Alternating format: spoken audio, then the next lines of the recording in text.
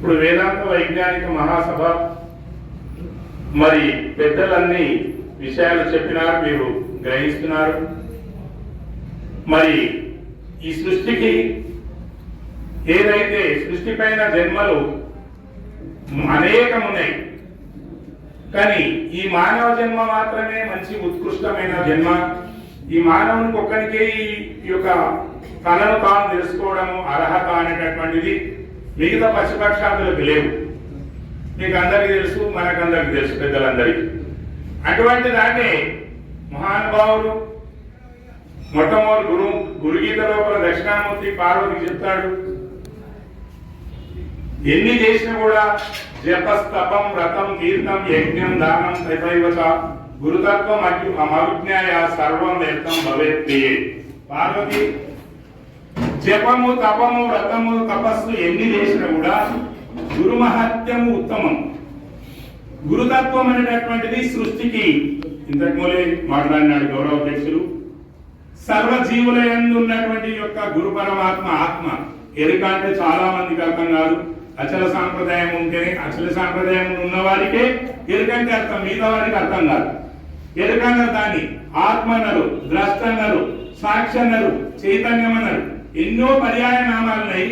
అన్నిట్లో ఉన్నటువంటిది ఒకటే సుందరమైనటువంటిది, సృష్టిని నడిపించేటటువంటిది, సృష్టిని వెలిగించేటటువంటిది, మనమందరినీ వెలిగించేటటువంటిది ఆ గురు పరమాత్మ చైతన్యం అనేటటువంటిది. ప్రతి వాడు తెలుసుకోవాలంటే తెలుసుకునే వీల్లేదు. శ్రీకృష్ణ భగవానుడు కూడా భగవద్గీతలో కూడా చెప్పినాడు, తద్విద్ధి ప్రణిప్రాతేన పరిప్రశ్నేన సేవయ ఉపదేశాంతితే జ్ఞానం జ్ఞాన తత్వదర్శన. ఉపదేశం కాకుండా, గురువు సేవ చేయకుండా, గురువు పాదాలు పట్టకుండా నేను బాగా చమత్కారంగా చదువుతా అనేటటువంటి ఒక అహంకారం ఉన్నటువంటి వానికి విద్య, ఈ బ్రహ్మ విద్య ఎవరికి కూడా అందేటటువంటిది కాదు, అందదు. ప్రతి వాడు కూడా విధాత విష్ణువు కలవే కానీ వాచాతీతం ఓ మనస, విష్ణు ఈశ్వర బ్రహ్మకే గురువు కావాలి. శ్రీకృష్ణుడు అంత గొప్పనైనటువంటి మహాత్ముడు. భగవద్గీత 700 శ్లోకాలు, అర్జునునికి యుద్ధమునికి పరిపూర్ణ బోధ చెప్పినటువంటి శ్రీకృష్ణుడు సాందీపుని దగ్గర 12 సంవత్సరాలు కష్టపడి ఆ బ్రహ్మ విద్య తెలుసుకున్నాడు. అట్లనే దక్షిణామూర్తి గాని, విష్ణుమూర్తి గాని, సూర్య భగవానుడు గాని, యాజ్ఞవల్కి గాని, జనకుడు, వీళ్ళంతా మీకు తెలుసు. మనకి ఈ కలియుగ పరంపరలో శివాజీ చక్రవర్తి కూడా సమర్థ రామదాసు యొక్క పాదుకలు పెట్టి గురు రాష్ట్ర పరిపాలన చేసినాడు. అంటే ప్రతి వాడు కూడా గురువును చేరకుండా ఎన్ని గ్రంథాలు చదివినా, నేనెంత లెస్స చదివిన దీనిని తెలియగలదే దేశిక వర్యం కొని సేవించకుండినా మానవులది ఎట్లనన్నా మరివినబోయి నా మాటందు మనసుంచబోయి వానకాలములోని వర్షము ఒక బిందువైన మిట్టను నిల్వ. బ్రహ్మాండమైనటువంటి వర్షము 40 డిగ్రీలు కొట్టిన ఒక గుట్ట మీద, పెద్ద గుండు మీద ఒక్క చిప్పు కూడా ఉండదు. బ్రహ్మాండమైనటువంటి వేదాలు, ఉపనిషత్తులు, భారతము, రామాయణం, భాగవతం ఇవన్నీ నేను రచించినంటే గురువు లేకుండా నీ లోపల ఉన్నటువంటి తత్వాన్ని తెలుసుకోలేరు. కాబట్టి ఈ సృష్టికి ఆధారమైనటువంటిది ఏదైతే ఉందో అటువంటి యొక్క చైతన్యమే ఆ బ్రహ్మ విష్ణు మహేశ్వరులందరి లోపల కూడా గురు బ్రహ్మ, గురు విష్ణు, గురుదేవో మహేశ్వర. అంటే ఆ గురువే బ్రహ్మ, గురువే విష్ణు, ఆ గురువే మహేశ్వరుడైండు. మరి వాళ్ళంతా కూడా ఆ గురువు నగురోరధికం అన్నాడు. అంటే గురువు ద్వారానే మనం అన్ని తెలుసుకుంటాము. ఈ సృష్టికి గొప్పనైనటువంటి వాడు గురువు. మరి గురువు గొప్పవాడే కదా, గురువును మించింది ఇంకొకటి లేదు. ఎందుకు లేదంటే ఆ గురువే అన్ని తయారు చేస్తుంది. ఈ సృష్టిని మొత్తం బ్రహ్మాండాన్ని పంచభూతాలతో యుక్తంగా పంచమహాశక్తులు, ఆదిశక్తులు గాని, పంచ ఆది దేవతలు గాని, పంచ బీజాలు గాని, బ్రహ్మనోడ వ్యక్త వ్యక్తం మహత్ మహాత్మ మహాదంకార మహాదంకార పంచతన్మాత్రాన్ని పంచతన్మాత్రేభ్యో పంచమహాభూతాన్ని పంచమహాభూతేభ్యో అఖిలం జగత్.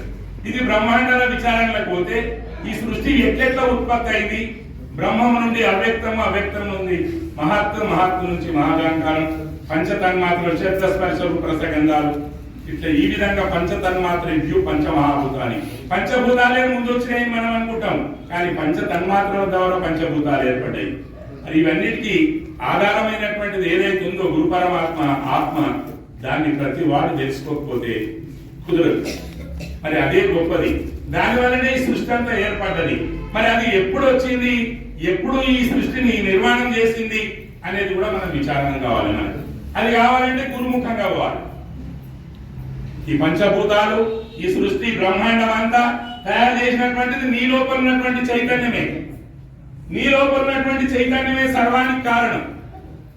ఈ జన్మ లేకుండా చేసుకునేది అదే, జన్మ మళ్ళా కల్పించేటటువంటిది అదే, బంధమోక్షాలు చేసుకునేటటువంటిది అదే. కాబట్టి ఈ రెండింటిని తెలుసుకోవాలంటే తప్పకుండా ఒక గురువుని ఆశ్రయించాలి. ఎవరైనా గురువు దగ్గరికి పోతే ఈ యొక్క మన లోపల ఉన్నటువంటి 25 ఇంద్రియాలు, 96 తత్వము, ఈ దేహం అంతా కూడా మరి దీనికి కారణమైనటువంటిది ఏదైతే ఆత్మ ఉందో, ఆత్మ అనేటటువంటిది శివోహం ఇళ్ళకి పోతే ఈ మొద్దు కింద పడిపోతుంది. 25 ఇంద్రియాలు, 96 తత్వం ఏమి చేయదు. అది ఉంటేనే ఈ పవర్ ఉంటుంది, మైక్ పనిచేస్తుంది. పవర్ లేకపోతే మైకు ఏమనదు. అట్లనే మన లోపల ఉన్నటువంటిది గురు పరమాత్మ. ఆ గురు పరమాత్మని ఇవన్నిటి తయారు చేసింది. వేదాలు, శాస్త్రాలు, పురాణాలన్నీ రాసిందంతా కూడా మానవుడు, ఆత్మ ఉన్న మానవుడే. అయితే మనమంతా కూడా నరసింహదాసు 84 పద్యాల వరకు ఘటశోధన, ఇవన్నిటికి నీవే కారణము, నీ లోపల ఉన్నటువంటి ఆత్మనే ఇవన్నీ చేస్తుంది అని చెప్పి 85 పద్యంలకు పోయినాక పరిపూర్ణ బోధ గురించి వివరంగా చెప్పినాడు. భగవద్గీత లోపల కూడా మనకు శ్రీకృష్ణుడు అర్జునుడికి కర్మయోగము, భక్తి యోగము, జ్ఞానయోగము, మోక్ష సన్యాస యోగము, ఆత్మ గురించి, తర్వాత యుద్ధముల ద్వారా పరిపూర్ణ బోధ అర్జునుడికి చెప్పినటువంటి ఉత్తర గీత, దాని గీత మనకు అర్థమైంది. అంటే మనమంతా సృష్టి పైన ఇంకా వేరే విష్ణు, ఈశ్వర, బ్రహ్మ, దేవతలు, దానికి కృష్ణ ప్రభు బాగా గంధార్థాలు, నరసింహదాసు రాసినటువంటి సీతాపద్యాలు, ఆయన సాంఖ్యం గురించి బాగా రాసింది కదా, దాన్ని మళ్ళీ ఎందుకని చెప్పి పరిపూర్ణ బోధల గురించి చెప్పినాడు. ఆయన మొట్టమొదటి తీసుకున్నాడు. ఈ రామాయణం, భారతం, భాగవతం, ఉపనిషత్తులు కూడా ఏం చెప్పలేడు ఆయన.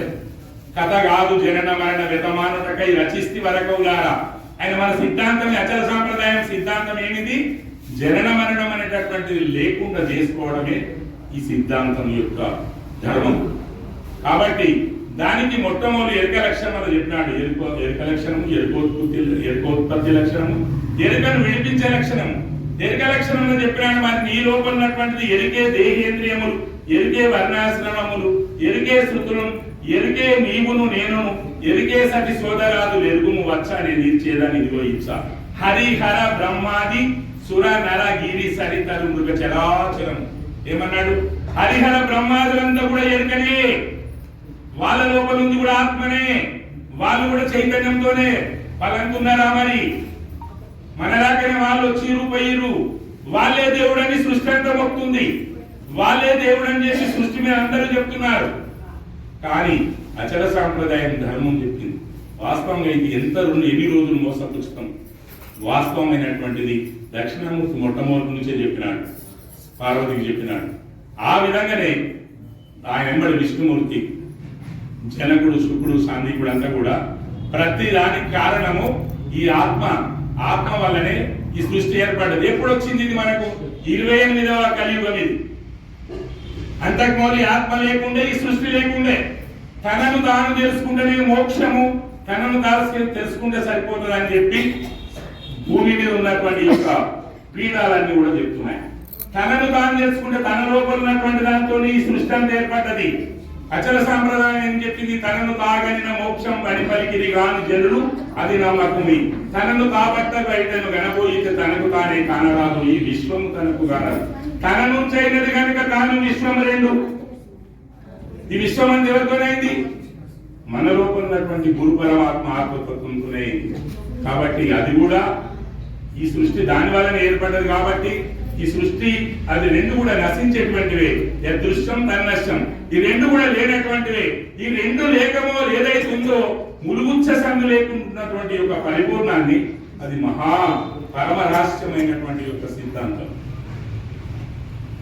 ఎవరైనా కూడా ప్రతి గురువును చేరి ఈ సృష్టికి ఆధారమైనటువంటిది ఏదైతే ఉందో దాన్ని తెలుసుకొని దానికి అతీతమైనటువంటిది మన యొక్క ధర్మము, మానవుడై పుట్టిన దానికి ఎన్నో జన్మల నుండి ఎన్నెన్నో పుణ్యకర్మలు ఇలవరితముచే అన్నానికి మానవ జన్మం విలవచ్చనయ్యా జగతి లోపలను జన్మలు ఎత్తుటిగా మానుటకును. మానవ జన్మ ఎందుకు వచ్చింది? మానుకునేటందుకు వచ్చింది. మిగతా పశుపక్షాదులు లేక కాలం గడిపి భుక్తి కొరకై కాలం గడిపిపోయేటందుకు రాలేదు. కాబట్టి అటువంటి తత్వాన్ని మన ధర్మాన్ని ఏమంటే ఆ బ్రహ్మం అనేటటువంటిది ఏమి అనేటటువంటిది మునుగుచ్చ సంతు లేనటువంటి దాంట్లో బ్రహ్మందు లేక కలిగిన బ్రహ్మను నేను అన్నిటి మాయ ప్రబల జగంపై బ్రహ్మను గని తానే ఉండే ఈ బ్రహ్మన్ అనే మాయకు పని బ్రహ్మందు సుమి. ఆ బ్రహ్మము లోపల పరిపూర్ణ బ్రహ్మము లోపల ఈ ఆత్మ బ్రహ్మం వచ్చింది. మన ధర్మం ఏమిది? ఆ దాన్ని తెలుసుకొని ఈ బ్రహ్మము లేదనేది బ్రహ్మందు లేక కలిగిన బ్రహ్మను నేననేటి మాయ ఈ ప్రబల జగంపై ఇదంతా సృష్టి. బ్రహ్మను అని తానే ఉంటే ఈ బ్రహ్మన్ అనే మాయకు పని బ్రహ్మందు సుమి. ఈ ఆత్మ బ్రహ్మముతోనే పరిపూర్ణ బ్రహ్మాన్ని తెలుసుకొని జన్మ లేకుండా చేసుకోవాలని ప్రతి వానికి ఆత్మ అవసరం. అది ఉంటేనే తెలుసుకోవడం అవుతుంది. ఒక వస్తువును లేకాలంటే ఉల్కాయస్తో యథా కచ్చిత్ ద్రవ్యం ఆలోక్యత అంటే జ్ఞానైన జ్ఞాన యొక్క కచ్చ జ్ఞానం పరిత్యజేత్. ఒక వస్తువును లెంకాలంటే దీపము హస్తమునందు వెతికి తను కనుగొన్న తర్వాత దీపం ఎట్లా విడుచుతున్నాడో ఈ ఆత్మ అనేటటువంటి దాంతో పరిపూర్ణ తత్వాన్ని తెలుసుకున్న తర్వాత దీన్ని కూడా వదిలిపెట్టవలసిందే. ఈ యొక్క సాంప్రదాయం ధర్మం ఇది. అందరూ కూడా జన్మ లేకుండా చేసుకోవాలనేటటువంటి సిద్ధాంతమే. ఇంక అందరికీ నమస్కరిస్తున్నాను. చాలా కాలం అయింది, లేట్ అయింది కాబట్టి ఇంక పెద్దలు మాట్లాడుతున్నారు. సద్గురు మహారాజుకి జై.